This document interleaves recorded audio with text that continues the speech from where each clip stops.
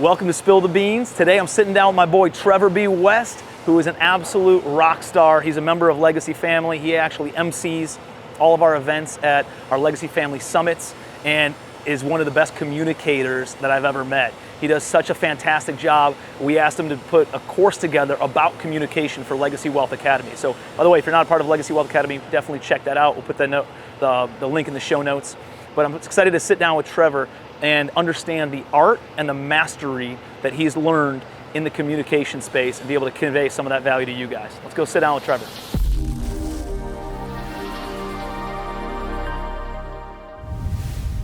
Trevor B. West, what's up, bud? My guy. How you doing, man? I'm doing amazing. Excited man. to have you in Charleston. Excited for you to potentially move down here, man. Dude, it's hard not to because you see the smiles, you see the sunshine, yeah. You see just the atmosphere is completely different, especially Northeast Ohio, a lot more clouds. I looked at the weather, dude. It's like 38 degrees, pissing rain, clouds every day for the next 17 days. I was like, oh man. Yeah. Like, I got a lot of pride for Cleveland, but at the same time, it can wear on you. You don't have to stay there. The weather can. Yeah, for sure. I can visit. But anyway, so dude, you're down here. You're filming an episode, or you're filming your master class for Legacy Wealth Academy. That's which, right. if you're not part of Legacy Wealth Academy, it's less than $10 a month. You got to be part of it. It is a library of master classes from experts in the industry from all across the country in different classes. So different asset classes for real estate, different investment classes from stocks to crypto to e-commerce to anything you could imagine, ways to make money, ways to keep your money and asset protection, things along those lines, and then ways to multiply your money. And so, and then all things really health, wealth, and wisdom. There are health master classes, there are communication master classes, which is what yours is all about. And again, you get access to all this entire library for $10 a month. And it's an amazing resource that you can be part of at super low price point, huge value. lwacademy.com. You guys can check it out. But Trevor's putting a class together. He's in town filming with our videography crew, doing your master class and all about communication. So I want to spend all the time on that because I think it's one of the most important skills that anybody can develop. But first, I want everybody to know like a little bit more about, I want to know more like your entrepreneurial journey. Like I know that from Ohio originally, kind of moved around the military, but why don't you like start from how did you become an entrepreneur? And I know you're doing some real estate stuff, so share your story a little bit. Yeah, definitely. And I'll share a little bit about, this is what I would call my signature story. Yeah. And if you check out the Legacy Wealth Academy, you will definitely hear all about how to develop and craft a signature story. But I was, like you said, in the military. After high school, I was captain of the football team, really enjoyed that tight-knit team lifestyle. And, I valued being a communicator, and I think that being the captain of the football team, I got there because of my communication. So I saw a lot of my buddies going off to college, joining, and really not really having a firm understanding of why do they want to go to college. Just as you're going to go to college, you're probably going to party and drink, and I was a poor student. I did not enjoy school. I was not a grade A type of student, so I thought, man, why would I want to do this? Why do I want to follow these people? It's not going to lead to the lifestyle that I really want. So the next step for me was, hey, let me join the military. It's similar to the football team. I'm probably going to be around like-minded individuals, and that was definitely the best decision I could have made for my personal life because, while my buddies were going off and $50,000, $60,000, $70,000 in debt, I was making a paycheck and building skills that would certainly last. I'm using them literally in this moment. So I originally joined the military to be special operations. I wanted to be an operator. I wanted to shoot people in the face, kick down doors, all that stuff. Went and took my physical and found out I was colorblind. So they nixed all the cool jobs, didn't get to do any of that. Really? It took my list from like 60, 70 jobs to about 14 jobs. I was like, dude, this sucks. All the cool ones. Yeah, all the cool ones are gone. Can't fly a jet anymore. Yeah, can't shoot people in the face. Losing interest. Yeah, so I thought, okay, I'll choose the next coolest thing. So I picked Operations Intelligence Analyst. And the description of that was like, you're going to be like James Bond. You're going to be the secret operative. Not the case. I was sitting in a dark room on a computer with a bunch of other nerds. But what I really learned there was the value of learning how to speak to people. Because one of the main jobs was communication. You had to take all this information, all this data, whether it's Russian planes, Chinese infantry troops, North Korea missile systems, and you need to be able to understand it and then present it in a clear and concise way, which is kind of how I led into my Legacy Wealth Academy mini masterclass. So from there, it was learning that craft, honing it in, and then I went to Fort Bragg, which is an Army base. You had to assess for a special operations. Is that North Carolina? Yeah, North Carolina. Yeah. You had to assess. It was a 5-day hiring process, and it was pretty rigorous. And I was actually the second youngest person to ever get hired there. So the amount of responsibility was massive. I get there, they put me through training. 5 months later, I'm in Afghanistan.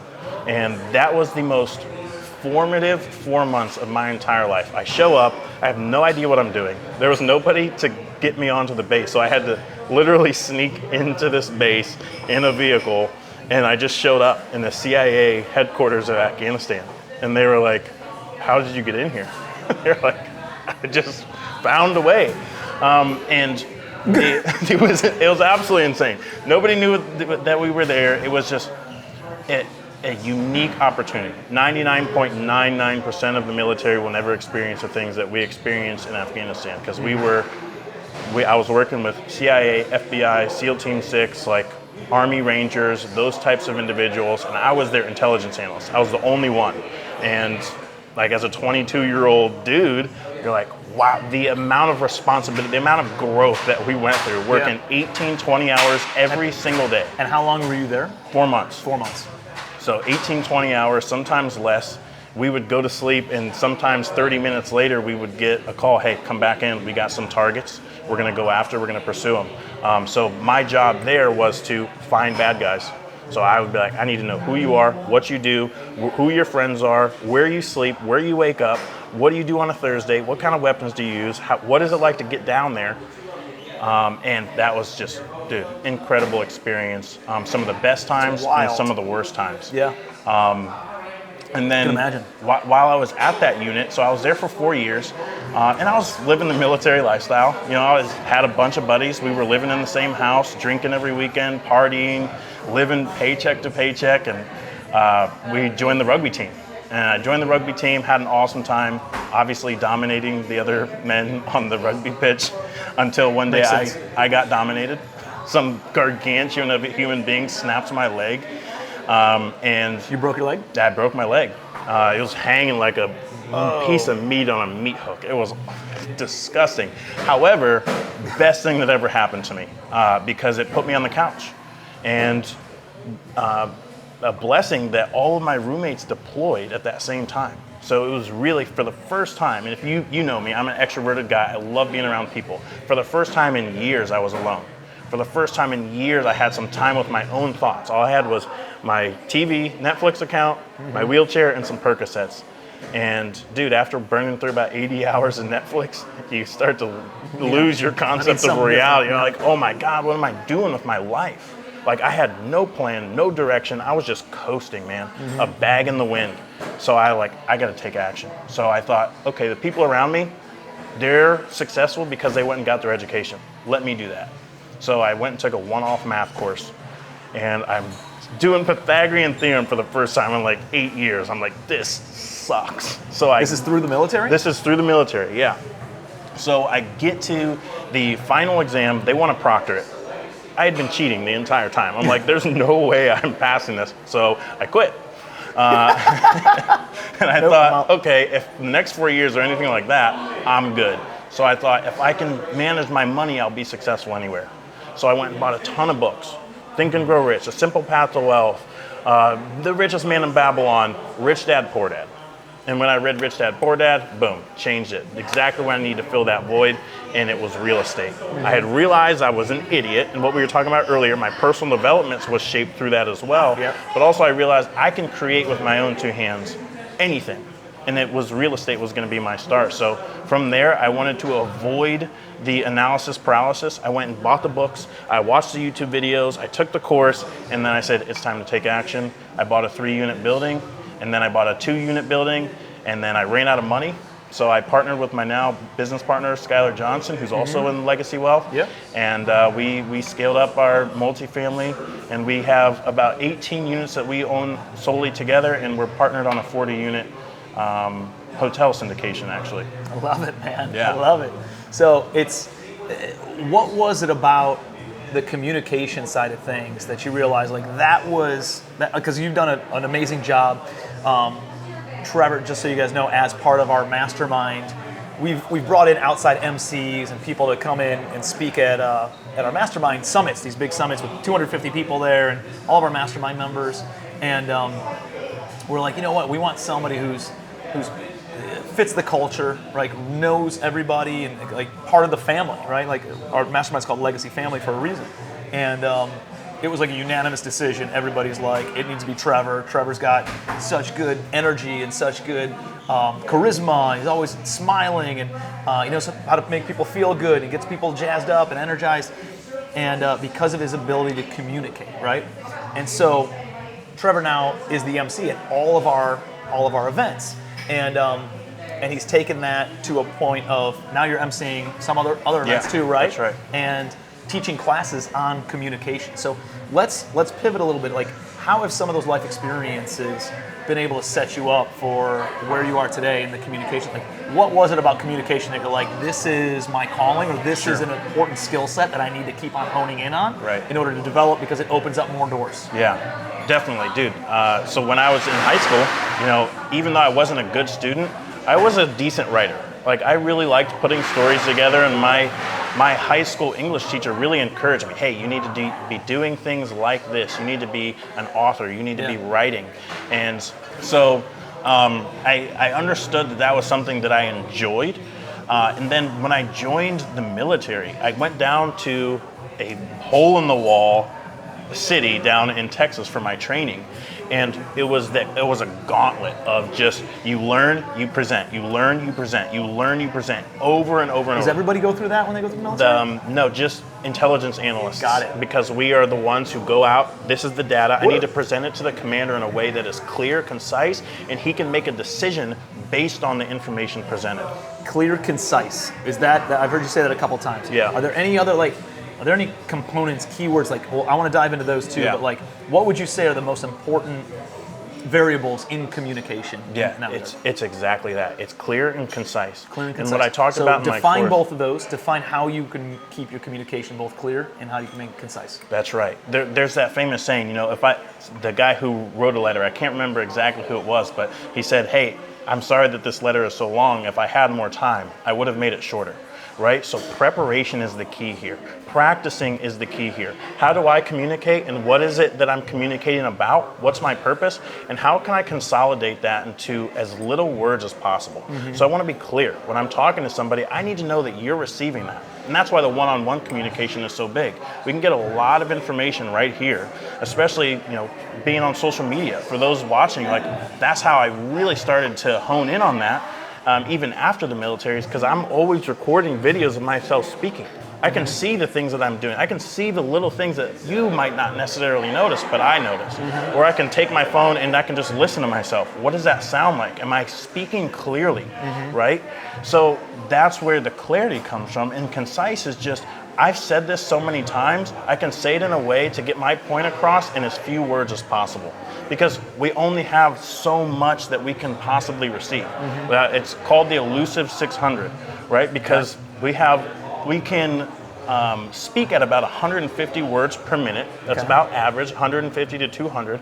And then we can process about 450 words at a time. Like, we can process and receive that many words. That many thoughts, because then as you're speaking, all of a sudden you catch something and you linger on that thought even though the speaker's still going? That's right. So if you're talking to me, in the back of my head, I have about 450 to 600 words what I can process, but I can only receive, or you can only say to me about 150. So it's that elusive what's going on in the background. You're talking to me, but I'm thinking about lunch. You know what I mean? So we have to be able to capture attention in as little time as possible, because we only have so much attention to give. Yeah. I mean, that's why they make commercials 30 seconds long, right? That's because right. like you have somebody's attention for 30 seconds and it's longer than that. That's why reels on social media are no more than 30 seconds. That's right. And the shorter you actually get better algorithm and better exposure in the algorithm, the shorter that it is, That's because of the clear and the conciseness that comes with that. So and it's the hook, right? If you're on a reel, if you don't have a hook immediately, they're gone. They're already gone. And it's the same way in talking with somebody. Why would we do that on social media, but we don't do it here? I want to capture your attention. You're somebody that I want to be in a relationship with. I want to capture your attention, hold it, and be able to give you something and receive something from you. So it's so important, man. I went through that. You ever heard of 10,000 small businesses? Like there was a Goldman Sachs program where they promoted a bunch of, like, if you had a small business that had between at least 2 employees, been in business for 2 years, and a certain amount of revenue or whatever, then you could go out and they do essentially a free program. It was like a 10-week program, and they teach you all these different things about how to be a better business person, right? Like a lot of the things that we just try to stumble through, and like how to go from owning a job to actually building a business. And on day one, and they hit on this, and it was a big ass sign in the middle of the room every single time we'd meet. And they spent all of day one on this, was like all about communication. Everything that you do falls into how you communicate, and it needs to hit 3 things: efficient, effective, and bold communication, which is clear, right? Yep. Is effective, right? Concise is efficient, and then bold, which you kind of alluded to on the hook, right? Yep. You got to be able to efficiently, in as few words as possible, convey your thoughts, right? Effectively convey those thoughts in as few words as possible, and at the same time maintain attention. That's because right. if you're not maintaining attention, it goes in one ear, out the other. That's so everything that they do, everything that we presented on was always efficient, effective, and bold. That's awesome. Yeah, and if you're droning on, I'm thinking about that. I'm paying attention. Man, this guy is really talking. Oh, this guy, he still hasn't made his point. You are losing credibility with each word, right? So you go to an event, you go to a conference, or even just in your own homes. That's why we are always communicating. Unless you're sleeping, every moment we are communicating in some way, shape, or form, whether it's a personal relationship or whether we're trying to form a relationship or maintain one. It's one of the most, to me, it's the most powerful skill. So your masterclass, we talked about it offline, essentially goes through stages, right? Yeah. And the first was the one-on-one communication. One-on-one. So I want to hit on that, and then I want to hit on the next one, which is small group, and then the next one, which is mass communication. So let's talk about the one-on-one side of things. I think you said something good about on the social media. Even though social media is like one to many, you're conveying, and there could be 2,000 people who watch this video, I do the same thing where I communicate as if I'm talking to one person. That's right. And if I'm talking to one person, then they receive it as if I'm talking directly to them. Yeah. Right? And then it becomes a deeper connection. You know, I'm not saying y'all, I'm not saying all you guys, everybody. I'm talking as if I'm talking to one person, giving advice as if I'm talking to one individual. Yeah. And hopefully it comes off as if I'm only talking to you, and I'm speaking directly to you and to your heart, and then it gets received better that way. You know. So is that what you've seen from the one-on-one communication? Is that why you start with that? I start with that because it's a great way to build that foundation. Because when you start with the one-on-one, like God's not going to give you. He's not going to give you the big things until he can trust you with the small things, right? So it starts at the lowest level. And one of the things that I talked about in that beginning, setting that foundation, is the 70-30 principle, which is I'm going to do 30% of the speaking, but 70% of the listening. And there's so much. It gives you ownership of the conversation, but I'm in the driver's seat. I want to learn about you because ultimately, it's based on the questions that you're asking. Right. And people want to talk about themselves. The quickest way to build trust with somebody is to ask them about the things that they care about, which is number one, themselves, right? So if you're talking, hey, what is it like in business? Hey, what's your family like? Hey, what are the things that excite you? What are the things that you might find fearful or you have doubt in? Asking some of those questions and allowing you to just take it and run, and just doing the simple little things in between there. You have probably read Never Split the Difference, and that basically there's 3 things in there that the guy Chris Voss talks about, which is mirroring, labeling, and summarizing. If you're talking and I'm going to mirror you, I'm going to say the most important last 1 to 3 words that you just said. So if you told me, hey, I just bought this real estate deal, we made a ton of money. You made a ton of money? And then that elicits a response from you. I need to explain further. He's curious or he's confused, so let me clarify. And that just, you take that and run, and I'm receiving even more data points that I can use. The second is labeling.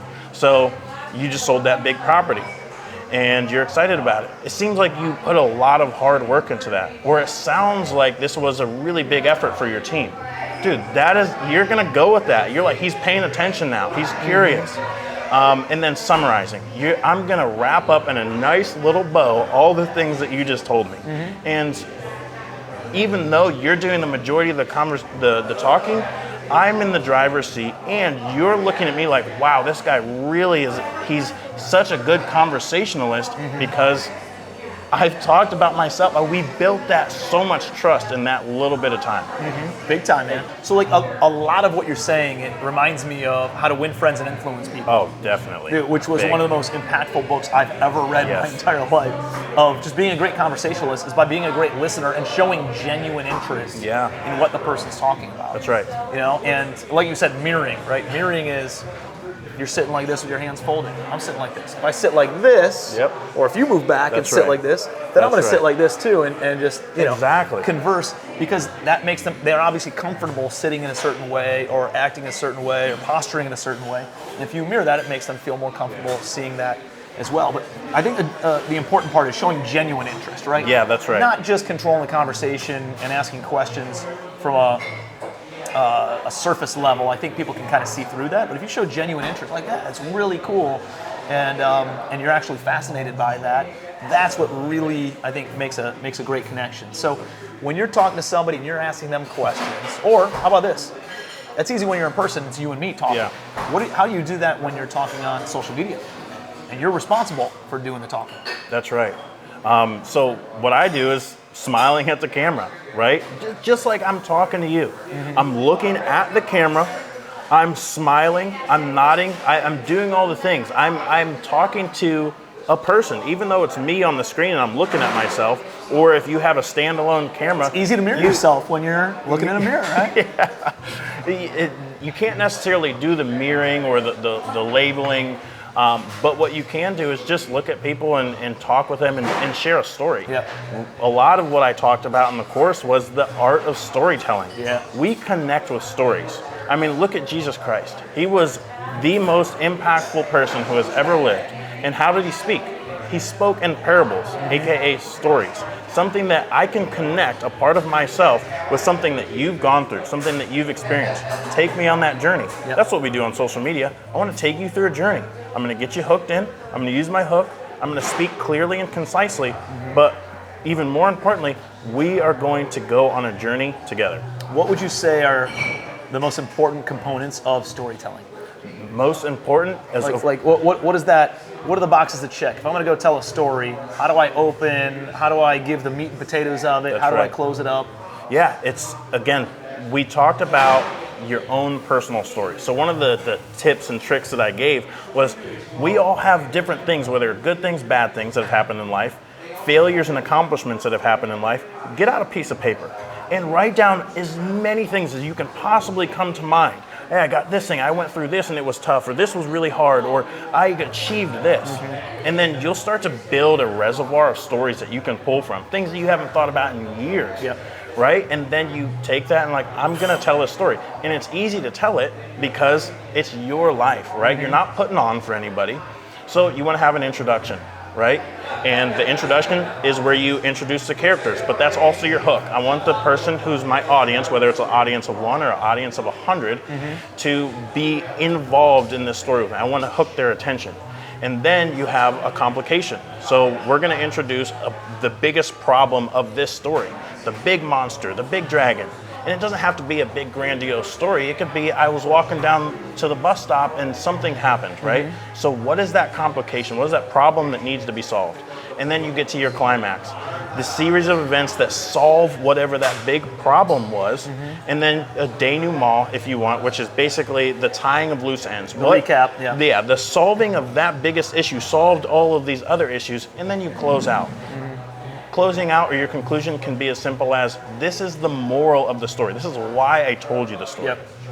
No, I love that, man. I think it's powerful. I think, you ever seen the movie, was it 7 Pounds with Will Smith? I haven't. I mean, he's a public speaker, or I don't know, or maybe he's in sales or something along those lines. But during the movie, he's speaking to a bunch of people about how to communicate. He's like, listen, when you're going to go and present an idea, you tell them what you're going to tell them, and then you tell them, and then you tell them what you told them, right? Exactly, Give them a recap of what to expect, right? Of what the value that you're about to convey. Convey that value through a story is the best way to do it, and then recap it. Here's the moral of the story, and repeat kind of what they just heard, and summarize it in a couple of sentences. Billion%. Dude, I think it's so simple and so impactful if it's done the right way, you know? Boiling it down to those simple things. It's literally what you just described, the 3T method, and I talk about it in the course. You got to check the course out. It's going to be awesome. Dude, I'm excited to check it out, man. I think a really important thing to understand is facts tell, stories sell, right? Like I'm on a speaking circuit, not really anymore, but I used to speak at all these different events and all this stuff, and I don't travel for speaking anymore, but I was speaking at one of my buddies' things. He was up in Cleveland, and he was doing like a little tour, and he's like, yeah, man, I don't know, I always fall flat, or like, I don't know how to open. I was like, dude, always open with a story and always close with a story. In between, nobody remembers, nobody gives a shit, but they will remember your opening story and they will remember your closing story. Exactly. If those two things are powerful and gives them chills and gets them excited, dude, you did your job. Everything else in the middle is whatever. But open strong, close strong, you will be known as one of the most epic speakers of all time. Bang. And it's the same thing in the one-on-one. People remember how you introduce yourself. We all know that first impressions are huge, but we also want to know how you exit. People will remember how you exit. So taking it, yes, you're on stage, everyone's seeing you, you're getting the response. You know, people are clapping, but if you can hone that in right here, dude, stepping on stage is going to be way easier because you've already practiced it. You've already gotten the experience, right? One of the things we talked about in the course is, you know, we've all been in that conversation where we both know this is ended, but we don't know how exactly to, hey, I'm going to go do my thing, you go do your thing. We're checking our watch, we're looking at our phone. You know, it's just, it gets awkward. So having finish the conversation and you start walking and they're walking in the same direction. You're like, hey, bye. It's like, I already said bye to you. I'm not saying bye to you. This is weird. We're still I really wanted to get away. 100 paces down. But I mean, it makes sense because dude, we talked about it in real estate, right? You're not going to buy 100 units if you don't own one. Go and buy one. Yeah. Start working out the muscle. Start strengthening the muscle. Work out with one, and then go buy a duplex, and then go buy a quadplex, then go buy an 8 unit, then go buy a 16 unit, then go buy a 32 unit. And, and you're working up, and you're building confidence, right? Confidence is that little victory after little victory after little. And if you mess up, you didn't mess up in front of a big crowd. Who cares, right? And you're just working up, and just like you build your portfolio to hundreds of doors over time by starting small and organically growing, you do that with your communication skills. Start out with one person, then talk to 2, then talk to the small group, then talk to 8 people, then 15 people, then you're talking in front of 250 people, right. and it feels normal because if you're up there as if you're talking to one person, that's I think the key for me, because I remember if I got in front of a big group before, dude, I used to tremble. I'm not a natural public speaker. Yeah. And I actually joined a network marketing company back in the day, and I learned so much. I didn't make any money. I went completely broke in there, but I learned so much about life and entrepreneurship and business skills and communication skills, because dude, they asked me to give a testimonial. What's your name? How long you been in the business? And what's your experience? Like, what have you accomplished in the past, however, in that time?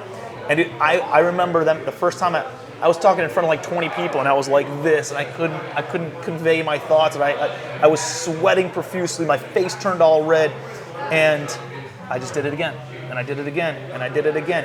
And when you speak to a big crowd and you're nervous, to your point before about you could process 400 some words, but you could only hear 100, 150, or 150 words a minute. What happens in your brain is as I'm talking to you, I'm thinking about something else, or as I'm listening to you, I'm thinking about something else. And there's something called cognitive dissonance. Yeah. Cognitive dissonance is I'm talking to you, I see you look over here, I'm thinking, what is Trevor looking at while I'm talking to him, and I'm still trying to convey that, but then my mind trails off in a different direction, and that's when you lose your thought. But if that always happened to me as I was in, like, speaking to a big crowd. As soon as I started talking to somebody as if it's just like my buddy, I'm having a simple conversation, sharing a simple story. If I mess up and I stutter and it was fine because it was still like authentic, it was still genuine, it was still as if I was talking to one individual. And I think that's kind of like been something that really has helped me in the communication side, is just talk to one person, right? Yeah. Talk to that individual, and then you can talk to a group of 10, and then you can talk to a group of 50, and then you can talk to a group of 250. Yeah. Repetition is the mother of all skill. Yep. Tony Robbins says that, right? So get out. One of the things I talk about is get out there. Go, whether it's online or whether it's in person, get into some meetups. Start honing these skills. Get practice, even if you're just practicing with a friend or your spouse, or you're going to your local meetup. Go out there and start putting these things into practice. I mean, what you just described, where you would just like kind of get choked up a little bit, is an elevator pitch, right? And one of the things I even talked about is having a 30-second, a 60-second, 120-second elevator pitch. Who you are, what you are, why you are. And if you can nail that down, just that portion, next time you go somewhere, hey, what do you do? Boom. Imagine the first impression that you first make when you have a clear and concise, crafted elevator pitch that you practiced over and over, and it comes off naturally. This is who I am. And that's the key, though, is it's got to come off naturally of who you right. are. And if you say it naturally, and you have it, and it's not, it doesn't seem pre-formed, then it comes off very, very confident. Yeah. We've also seen people who, have some prefabricated pitch, and it comes off so fake and so generic, and you're like, oh, here we go. Right. Like, what's the key to keeping it authentic, to keeping it genuine? Sure. I think that what you're seeing is that guy going through the motions of, greasing that up, loosening it up, right? We're going to see that. You're going to have that. You're going to go somewhere. Maybe that's early on, and that's okay. You're going to mess it up. This is exactly where I'm at. Just like you talked about, you don't just buy 100 units, right? And in one of the sections called Becoming the Commander, you don't join the military and all of a sudden you're the commander of a squadron, right? You come in and you start at the lowest rank and you rank up. And those young airmen in the Air Force, idiots. I was one of them. Like when you go to basic training and they're teaching us how to march, you would think that people had gone their whole life never walking. Like their leg is moving at the same time as the leg on that side. It's like, this is insanity. So yeah, like when you see people who are, hey man, that seems a little crafted, you gotta go out and get those touch points in order to say, okay, this is what I gotta do better. But of course, that practice, before you ever get to a meetup, before you ever get anywhere, write it down, write it out, practice it, record yourself, watch your recording over again, and again, place that down, hear yourself. Does it sound loose? Does it sound natural? Do I sound like an idiot? If I do, I maybe need to tweak a couple of things and not sound so dumb. Dude, I love it, man. Think about communication. The greatest communicators in history are the biggest leaders, biggest influencers. That's right. That the world has ever seen. So like this skill, if you can hone in on your communication skills, it doesn't matter what industry you're in, it doesn't matter what the economy's doing, what age you live in. If you can communicate effectively, efficiently, and in a bold fashion where people remember it, you will always be in demand no matter what you have going on or what you want to do. Yeah. If you're not placing an effort or if you're not looking to be more effective in your communication, I would say you're not a leader. You're just not. You're simply not willing to go that extra mile that would put you in the category of being a great and effective leader. Because effective leaders can communicate to their peers. Effective leaders need to be able to communicate to their employees and go out into the marketplace and form new relationships. You have been harping on this for how long? Relationship capital. It's not always about who do you know, but who knows you. Yeah. And what do they think about when they see you? Do they think of you as a bumbling idiot? If I get around this guy, man, he's going to be long-winded, or he's going to be If I'm talking to you and you're trying to tell me about real estate, and every other word is or so or like, dude, credibility. Again, what we talked about, that credibility really starts to diminish. Yeah, even if you are saying credible things and you do have some substance to what you're saying, if you're tripping up over your words over and over and over and over again, and you can't clearly and concise, nobody's just interested in hanging out and watching you fumble over words. Right. You know, That's you got to right. be able to communicate efficiently and effectively. So, dude, I'm excited to check out the course, man. Yeah, I man. appreciate you being here. Of course. Appreciate the relationship, the friendship, and you being part of the Legacy family, brother. Right on. I appreciate you having me, man. It was awesome. So many good nuggets. Make sure you're connected with Trevor. He's such a rock star and always putting out great content and trying to pour value and always lead with value. So we'll share his contact information in the show notes. Make sure you're giving him a follow. If you got some value out of this, please give me your takeaways in the comments section, and please like the video, subscribe to the channel, and keep on plugging in to Spilling the Beans, because we're going to keep on bringing more and more value to you every single week. Appreciate you.